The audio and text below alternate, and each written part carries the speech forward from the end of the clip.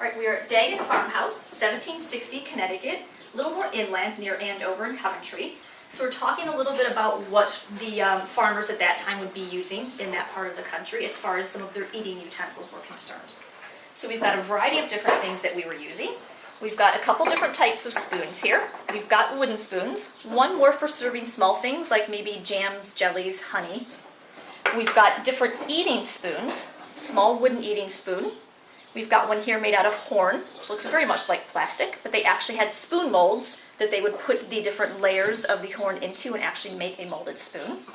We also have pewter spoons, so you could use these for eating as well. We have two different types of knives that usually go to the table. One is more of a flat edge along here. This would be used for different things like butter or serving. And then we have the one that we would use for eating. Notice it's got the big curve along here. It's a little tiny bit sharp on this side, more like a butter knife that we would use today. So you could cut small things that were very soft, but then this part of it is used as a scoop that actually comes up to the mouth. So this was one of the main eating utensils, and it was curved like this for a reason, so you could actually scoop up the food off of your plate. We do have forks. These are two-time forks, usually used for serving.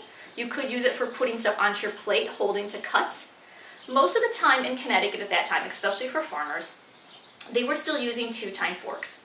If you were in one of the larger cities, Boston, New York, Philadelphia, or over in Europe around this time, they were starting to use 3- and 4-time forks for actually eating, for a personal utensil. However, being on a farm, we didn't really need it, so we weren't wasting our money on buying new timed forks yet. But in another 20, 30 years, pretty much everybody was eating with 3- and 4-time forks as personal eating utensils. You can see we've also got different types of plates. We've got lovely pottery here, red clayware. We've also got wooden. And Samuel Daggett was a woodwright. He was a house builder and framer, so he made a lot of different things out of wood. So they would always have different types of wooden plates and bowls. And then we also have pewter with a lovely loaf of bread on it.